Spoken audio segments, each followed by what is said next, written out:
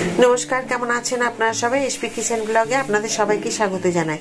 আজকে আপনাদেরকে দেখাবো সয়াবিন দিয়ে কিভাবে ঘুগনি তৈরি করতে হয়। তবে এই ভিডিওটা দেখার জন্য শেষ পর্যন্ত আপনাদেরকে অনুরোধ রইল আপনারা শেষ পর্যন্ত ভিডিওটা দেখবেন আমি কিভাবে তৈরি করছি। তবে এই ঘুগনিটা কিন্তু খেতে খুব সুস্বাদু হয়। তার সাথে থাকুন। আমি এই মশলাগুলো এখন মিক্সিতে দিয়ে এখন ভালো করে বেটে নেব। কড়াইয়ে দেখুন কতগুলো দিয়েছি সয়াবিনগুলো একটুখানি সেদ্ধ হয়ে গেলে এগুলোকে নামিয়ে রাখবো সাইডে, তারপরে রান্নাটা শুরু করব। আমি প্রথমেই তেল দিয়ে দিয়েছিলাম, সেটা আপনাদের দেখাতে ভুলে গেছি। আর একটা তেজপাতা দিয়েছি, হাফ চামচ দিয়েছি জিরে। তো তারপরে দিয়েছি আমি যে বাটা মশলা সেটা। এখন দিয়ে দিয়েছি হলুদ, আর দিয়ে দেবো কিছুটা আমি জিরে গুঁড়ো আর ধনে গুঁড়ো। তো সেটা আমি একসাথে মিশিয়ে রেখেছি একটা কৌটোতে। জিরে গুঁড়ো আর ধনে গুঁড়ো সবসময় রান্নার সময় তাড়াহুড়োতে থাকি, সেই কারণে আমি দিয়ে দিলাম। আর হলুদ দিয়েছি। আর মশলার মধ্যে, কাঁচা মশলার মধ্যে আমি দিয়েছি, আপনারা দেখেছেন যে একটা বড় মানে গোটা টমেটোকে কুচিয়ে নিয়েছি। এক গাঁট রসুনের থেকে আমি আটটা কোয়া রসুন দিয়েছি ছোট ছোট। আর দিয়েছি হাফ ইঞ্চি আদা, কয়েকটা ঝাললে সেই লঙ্কা, আর পেঁয়াজ একটা বড়।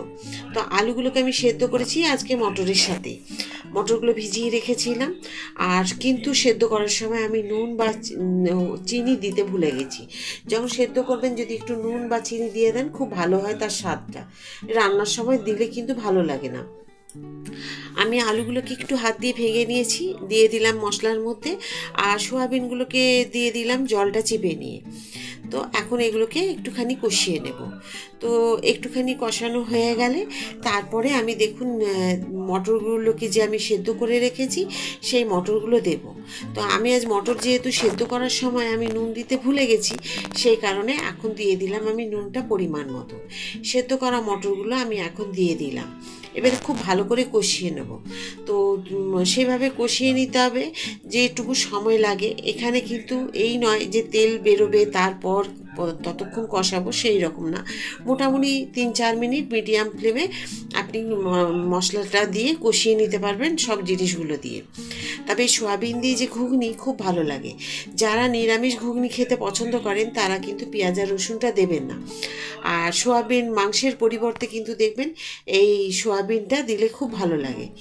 আমি দিয়ে দিয়েছি একটুখানি কসুরি মেথি, উপর থেকে ছড়িয়ে গুঁড়ো করে নিয়েছিলাম একটু শুকনো কড়াইয়ে। এগুলোকে গুঁড়ো করে নিয়েছিলাম, কসুরি মেথিটাকে গরম করে ভেজে গুঁড়ো করে নিয়েছিলাম, ওটা দিয়ে দিলাম। দিয়ে এখন কিন্তু নিয়ে বেশ ভালো করে নাড়াচাড়া করে নিচ্ছি। তো খুব সুন্দর লাগছে দেখতে, আর গন্ধ খুব ভালো বেরিয়েছে। তো এই ঘুগনি দেখবেন খুব ভালো লাগে, আর খুব তাড়াতাড়ি রান্নাও হয়ে যায়। আপনি লুচি, পরোটা, রুটি সবার সাথেই ভালো লাগে। আপনাদেরকে বলেছি আমি এই ধরনের ঘুগনিগুলো করে দেখবেন, খুব ভালো লাগে খেতে। আর এই ঘুগনি তৈরি করতে খুব কম সময় লাগে।